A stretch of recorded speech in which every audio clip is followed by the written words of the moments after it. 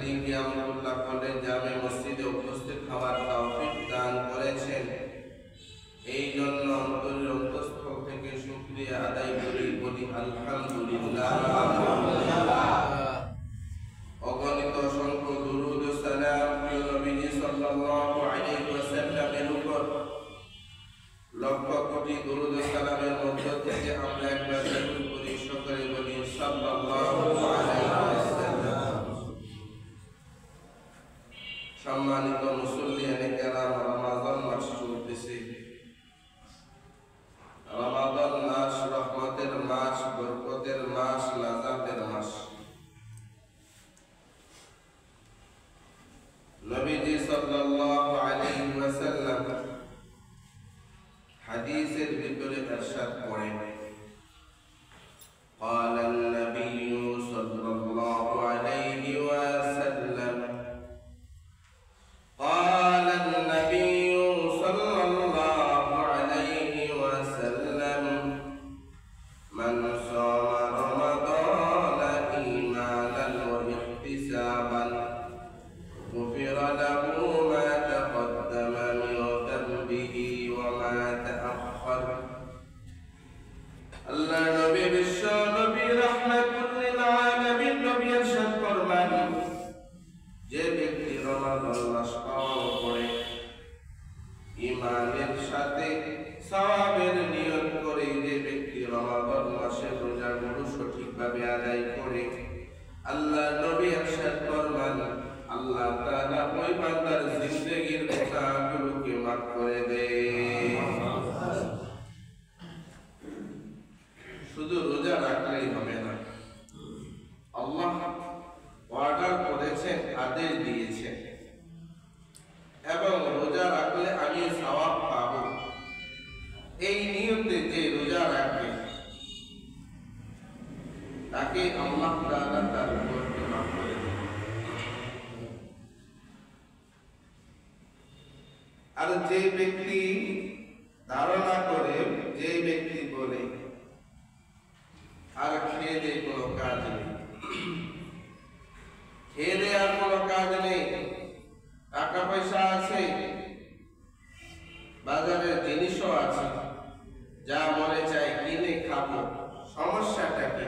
রোজা কেন খরচ করা হলো? আমগর কি টাকা পয়সা নাই?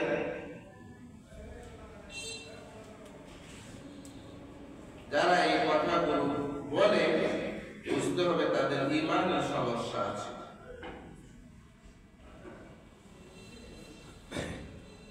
কয়েক বছর আগের ঘটনা, মদিনার জান্নাতুল বাকিতে একজন আলেমকে দাফন করা হয়েছে। একজন আলেমকে দাফন করা হয়েছে। যেহেতু মদিনার জান্নাতুল বাকি কয়েক বছর পর পর লাশগুলো উঠিয়ে অন্য জায়গায় দাফন করা হয়, ঘটনাক্রমে একবার যখন ওই লাশগুলো উত্তোলন করা হইল, দেখা গেল যে জায়গায় আলেমকে দাফন করা হয়েছিল ওই জায়গায় আলেমের লাশ নেই, একজন মহিলার লাশ। ঘটনাক্রমে লাশ উত্তোলনের সময় একজন রাশিয়ান হাজী সাহেব, তিনি সেখানে উপস্থিত ছিলেন। সেই রাশিয়ান ব্যক্তিটি বলতেছে, এই মেয়েটাকে আমি চিনি, এই মেয়েটা তো আমাদের রাশিয়ার মহিলা, তার লাশ এখানে আসলো কেন? এই লোকটা হজের সমস্ত কার্যক্রম শেষে যখন বাড়িতে ফিরে গেল, যখন এই ঘটনা হলো যে আলেমের লাশের জায়গায় একজন মহিলার লাশ, তখন সে আলেমের স্ত্রীর কাছে গিয়ে বলল, কোনো মিথ্যা কথা বলবেন না, যা জানেন সত্যি কথা বলবেন, না জানলে চুপ থাকবেন। তখন আলেমের স্ত্রী বলল, আচ্ছা ঠিক আছে বলেন। কি হয়েছে? ওই গতকাল জান্নাতুল বাকিতে লাশ উত্তোলনের সময় আপনার স্বামীকে যে জায়গায় দাফন করা হয়েছিল ওই জায়গায় আপনার স্বামীর লাশ নাই, বরং সেইখানে একজন রাশিয়ান মহিলা, একজন রাশিয়ান মেয়ের লাশ।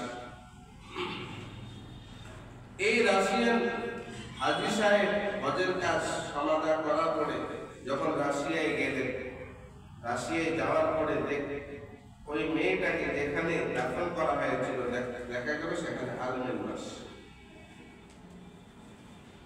কাহিনীটা কি? পরে যখন আলেমের স্ত্রীকে জিজ্ঞাসা করা হয়েছিল সত্য কথা বলবে, কোন প্রতারণার আশ্রয় নেবেন না, যে আপনার স্বামীর লাশ এইখানে নাই, মদিনার জান্নাতুল বাকিতে আপনার স্বামীর লাশ নাই, আপনার স্বামীর লাশ রাশিয়ায়। তখন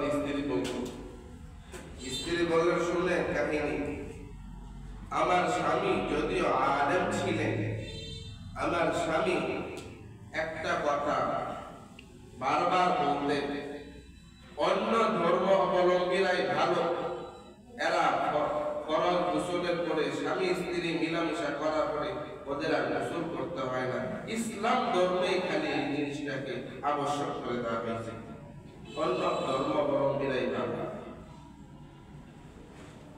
ইসলাম ধর্মের একটা বিধান স্বামী স্ত্রী মিলন করার পরে গোসল করতে হবে, এইটা সেই আলেমের ভালো লাগে না। যেহেতু তার মন মেজাজ, তার মস্তিষ্ক, তার ধ্যান ধারণা খ্রিস্টানদের সাথে মিলে গেছে, এই জন্য আল্লাহ তাআলা আলেমের লাশ মদিনায় না রেখে সেই রাশিয়ায় রাখছে।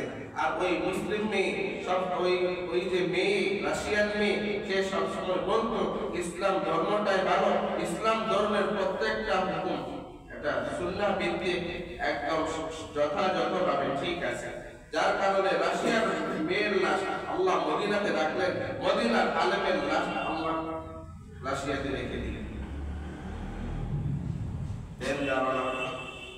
কেউ যদি মনে করে যে টাকা পয়সা আছে, খাবো, সমস্যাটা কি?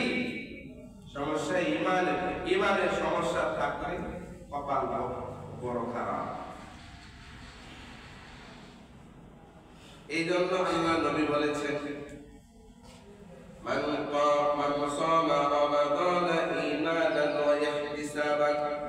এইখানে আল্লাহ নবী দুইটা শব্দ বলেছেন, দুইটা শব্দ জুড়ে দিয়েছেন। এক নাম্বার শব্দ হলো রোজাটা হবে আল্লাহর জন্য, রোজা আল্লাহর জন্য হইতে হবে, এবং সওয়াবের নিয়তে। সবাই রোজা রাখে, আমি রাখি, কি করবো?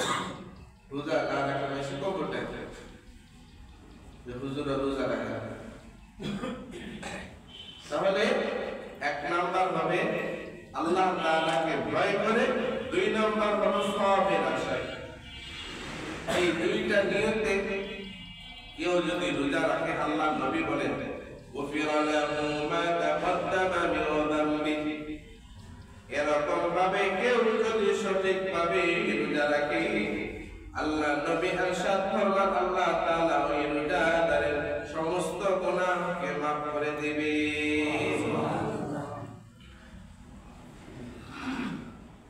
এখন নিজে নিজে চিন্তা করি, আসলে যেরকম রোজাদার হওয়ার কথা ছিল ওই রকম রোজাদার আমরা হতে পেরেছি কিনা?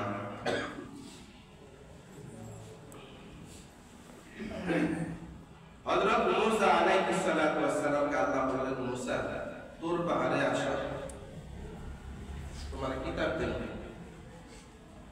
মুসা আলাইহিস সালাতু ওয়াস সালাম তুর পাহাড়ে গেলেন, ওই সাধনা করো, মুরাকাবা করো, আর দিনের বেলায় রোজা রাখো।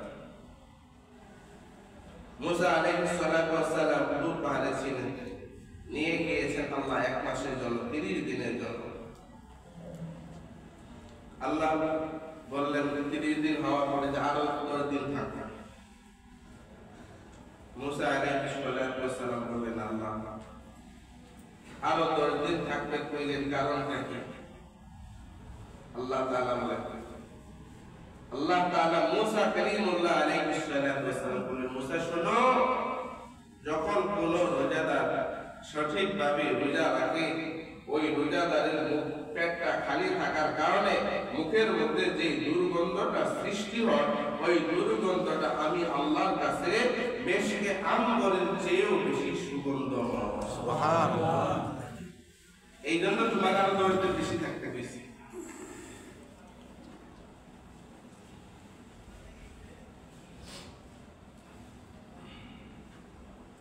রোজা রাখলে লাভ কি? রোজাদারের জিন্দেগি পিছনে জিন্দেগির সমস্ত গুনাহকে আল্লাহ মাফ করে দেন। আর যদি কেউ ইচ্ছায় ভেঙে ফেলে, বাহানা দিছে পেটে গ্যাস্ট্রিক,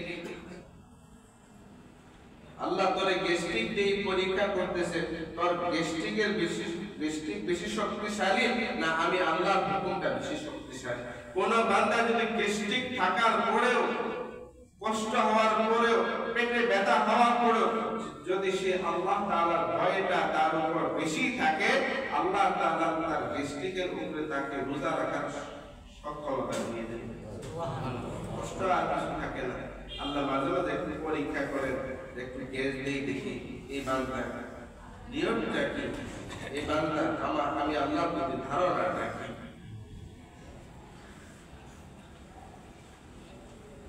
তাহলে রোজা রাখতেছি ভালো কথা। আমার রোজাটা পূর্ণাঙ্গ হওয়ার জন্য, সঠিক হওয়ার জন্য কিছু শর্ত আছে। শর্ত 6টা। আমার রোজা পূর্ণাঙ্গ হওয়ার জন্য, সহি হওয়ার জন্য শর্ত হলো 6টা। 1 নাম্বার হলো রোজা রাখা অবস্থায় চোখের হেফাজত করা। রোজা রাখা অবস্থায় চোখের হেফাজত করা। রোজা রাখতেছি কোনো কাম কাজ নাই, এই সারাদিন টেলিভিশনে নাটক দেখতেছি, মোবাইলে নাটক দেখতেছি, বিভিন্ন মুভি দেখতেছি, তাহলে আমার চোখের হেফাজত হলো না। রাস্তাঘাটে বেড়াইতেছি, কোন জায়গায় যাইতেছি, আমার চোখের হেফাজত আমি করতে পারলাম না, আমার রোজাটা দুর্বল হয়ে গেল। 2 নাম্বার হলো জবানের হেফাজত। রোজা রাখা অবস্থায় জবানের হেফাজত করা। রাসূল করিম সাল্লাল্লাহু আলাইহি ওয়াসাল্লাম ইরশাদ করেন, قال النبي صلى الله عليه وسلم الصيام جنة ما لم يخلقها। আল্লাহ নবী সাল্লাল্লাহু আলাইহি ওয়াসাল্লাম ইরশাদ করেন, রোজা হলো জাহান্নাম থেকে বাঁচার জন্য ঢাল স্বরূপ। রোজা হলো জাহান্নাম থেকে বাঁচার জন্য ঢাল স্বরূপ। ওই ঢাল দিয়ে যুদ্ধের ময়দানে নিজেকে আত্মরক্ষা করে, নিজের গায়ে যেন তীর তলোয়ার আঘাত না লাগে, এই জন্য ঢাল দিয়ে নিজেকে আত্মরক্ষা করা হয়। এই জন্য রাসূল বললেন, আসিয়ামু জুন্নাতুন, রোজা হলো ঢাল স্বরূপ, মা লাম ইয়াখরুকহা, যতক্ষণ পর্যন্ত তাকে ফেড়ে ফেলা না হয়, তাকে ভেঙে ফেলা না হয়। সাহাবায়ে কেরাম জিজ্ঞাসা করলেন, ইয়া রাসূলুল্লাহ, রোজা আবার কিভাবে ভেঙে যায়? বললেন, মিথ্যা এবং গীবতের দ্বারা। রোজা রাখলো, মিথ্যা কথা বলল, রোজা রাখলো, গীবত করলো, অন্যের দোষ বর্ণনা করলো, সমালোচনা করলো, এর কারণে রোজা যে উদ্দেশ্য ছিল সেই উদ্দেশ্যে থাকলো না, তার রোজার ঢালটা নষ্ট হয়ে গেল। তাহলে রোজা রাখা অবস্থায় প্রথম নাম্বার শর্ত হলো চোখের হেফাজত করা, 2 নাম্বার শর্ত হলো জবানের হেফাজত করা, 3 নাম্বার হলো কানের হেফাজত করা। ইয়ারফোন লাগিয়ে, ব্লুটুথ লাগিয়ে গান শুনতেছে, কানেরও হেফাজত করতে হবে। 4 নাম্বার, সকল অঙ্গ প্রত্যঙ্গের হেফাজত করতে হবে, যে আমার কোন অঙ্গ দ্বারা যেন গুনাহ প্রকাশ না পায়। 5 নাম্বার, এটা আমাদের মধ্যে আছে, বেশি। 5 নম্বর যেটা হলো রোজা রাখা অবস্থায় সাহারি ইফতারিতে বেশি না খাওয়া। সাহারি ইফতারিতে বেশি পরিমাণে না খাওয়া, স্বাভাবিক খাওয়া, লিমিট খাওয়া। আমরা সাহারিতে এত পরিমাণে খাই যেন আর দুপুরে ক্ষুধা না লাগে। ইফতারিতে বেশি খাই, সারাদিনে ঘাটতি পূরণ করে ফেলি। এমনটা না। ওই রোজার দ্বারা উদ্দেশ্য হলো তোমার কাম চরিতার্থকে দমন করা, তোমার রিপুকে দমন করা, তোমার যে ভিতরে শাহওয়াত আছে, প্রবৃত্তি আছে, সেটাকে দমন করা। এটা বেশি খাওয়ার দ্বারা দমন হয় না। এই জন্য রোজা রাখা অবস্থায় বেশি পরিমাণে না খাওয়া। 6 নম্বর, আমার রোজাটা কবুল হইতেছে কিনা এই ব্যাপারে ভয় করা। আমি যে রোজা রাখলাম, এই রোজা কবুল হয় কিনা এই ব্যাপারে সব সময় ভয় রাখা। আমার যে রোজার অবস্থা আল্লাহ কবুল করে কিনা, এই জন্য ভয় রাখা। ওলামায়ে কেরাম বলেন, যার ভিতরে এই 6টা গুণ পাওয়া যাবে অবশ্যই তার রোজাটা কামেল এবং পূর্ণাঙ্গ রোজা হিসেবে বিবেচিত হবে। রমজান মাস পেয়েছি, রহমতের মাস, নাজাতের মাস, আমার মাস, কিন্তু আমাদের অবস্থা এরকম। 11 মাস যেমনই ছিলাম, রমজান মাসেও ওই রকমই অবস্থা, কোনো পার্থক্য নেই।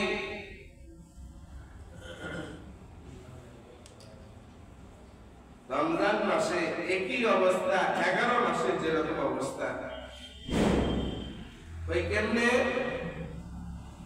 ওই রমজান মাস হলো কোরআন নাযিলের মাস। আসমানি 4টি প্রসিদ্ধ গ্রন্থ তাওরাত, জবুর, ইনজিল, কোরআন রমজান মাসে নাযিল হয়েছে। ইব্রাহিম আলাইহিস সালাতু ওয়াস সালামের উপর সহিফা নাযিল হয়েছে এই রমজান মাসে। রমজান হলো কোরআন নাযিলের মাস। এমন আল্লাহর বান্দা আছে সারা বছর কোরআন তো খুলেই নাই, রমজানের আসলে 6টা রোজা যাইতেছে এখনো খোলা নেই। আমরা কি পরিবর্তন ঘটাই গেল আপনি? অথচ আমরা জানা আয়েশা সিদ্দিকা রাদিয়াল্লাহু তাআলা বলেন, রমজান মাস শুরু হয়ে গেলে রাসূল নিজের লঙ্গির গিট্ট বাইন্ধে নিতেন শক্ত করে। সাদ্দা ইজারাহু, তার লঙ্গিকে কষে নিতেন, শক্ত করে বাইন্ধে নিতেন। কিসের জন্য? ইবাদত করার জন্য। এমন অবস্থা রাসূলের যেন কাউকে তিনি চিনেনই না। বলতেন, আয়েশা, এটা হলো রহমতের মাস, আমার মাস। এই মাসে ইবাদত যত বেশি করা যায়, এই মাসে ইবাদত যত বেশি করে করা যায়। এ আয়েশা, জানো এই মাসে কেমন ফজিলত? কেউ যদি এই মাসে একবার সুবহানাল্লাহ বলে, আল্লাহ ওই বান্দার আমল নামায় 70 বার সুবহানাল্লাহ বলার সওয়াব দিয়ে দেন। সুবহানাল্লাহ। আয়েশা, জানো যে ব্যক্তি এই রমাদান মাসে একটা নেকির কাজ করলো, যে ব্যক্তি এই রমাদান পাওয়ার পরে একটা নেকির কাজ করলো, আল্লাহ তাআলা ওই বান্দার আমল নামায় 70টা নেক কাজ করার সওয়াব দিয়েছেন। সুবহানাল্লাহ। যে ব্যক্তি রমজান মাস পাওয়ার পরে একটা নফল আদায় করলো, আল্লাহ তাআলা ওই বান্দার আমল নামায় একটা ফরজ সওয়াব দিয়েছেন।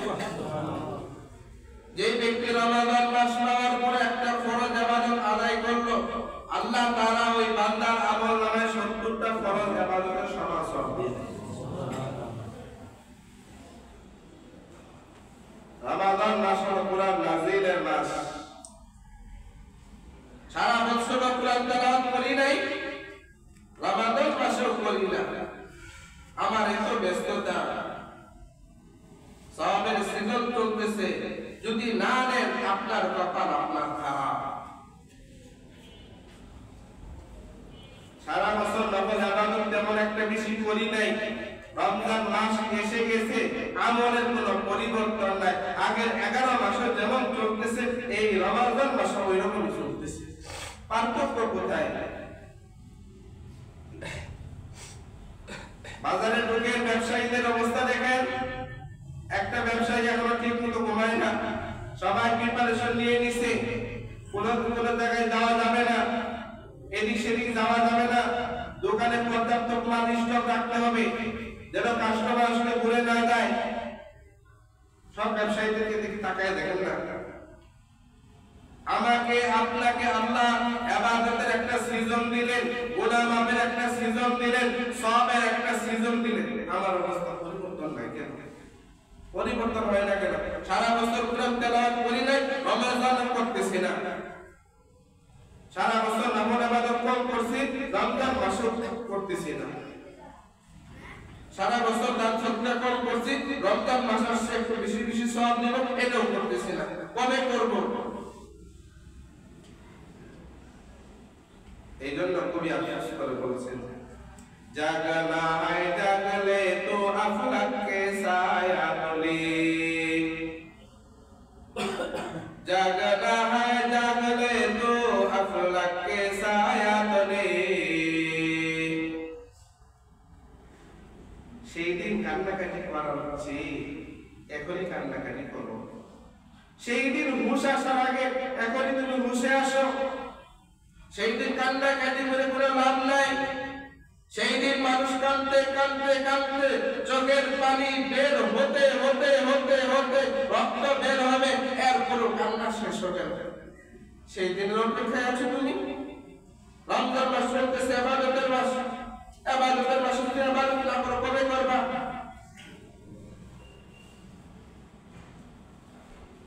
চিন্তা করো না, চিন্তা করো। ইবাদতের একটা মাস আল্লাহ দিলেন, সওয়াবের একটা সিজনের মাস আল্লাহ দিলেন। যদি এখন ইবাদত না করি কবে করব আমি? রাসূল বললেন, একবার সুবহানাল্লাহ বলে 70 বার সুবহানাল্লাহ বলে সওয়াব। 1 টাকা দান করে 70 টাকা দান করা সওয়াব। একটা ফরজ ইবাদত আদায় করে 70টা ফরজ ইবাদত আদায় করা সওয়াব। এখন যদি না করি কবে করব? আমাদের তো পরিবর্তন আনা দরকার। এই 11 মাস যেমনই চলতেছে এখন যেমনটাই চলতেছে, আমরা পরিবর্তন দোকানে বসে বসে একটু জিকির আজকার করা যায়, সুবহানাল্লাহ আলহামদুলিল্লাহ, অন্যের সাথে গল্প না।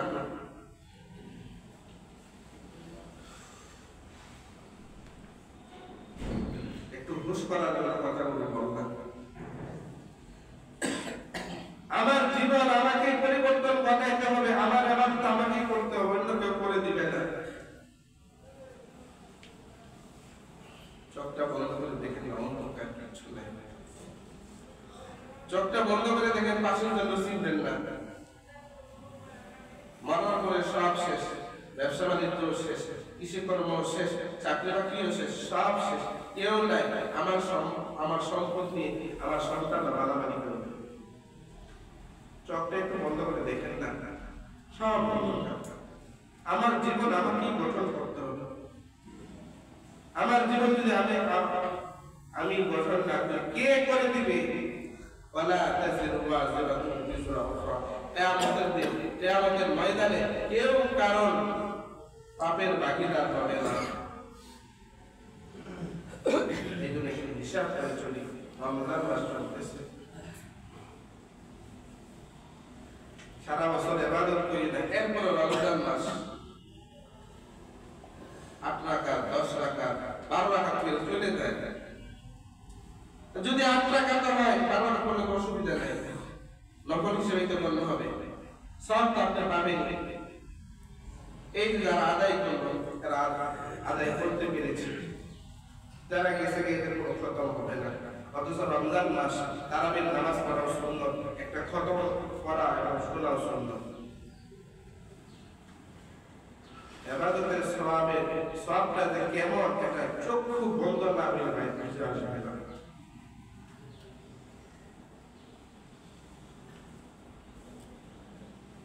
আল্লাহ নবী সাল্লাল্লাহু আলাইহি ওয়াসাল্লাম ইরশাদ করেন, রমজান মাসে উম্মতে মুহাম্মাদের 4 কাজ।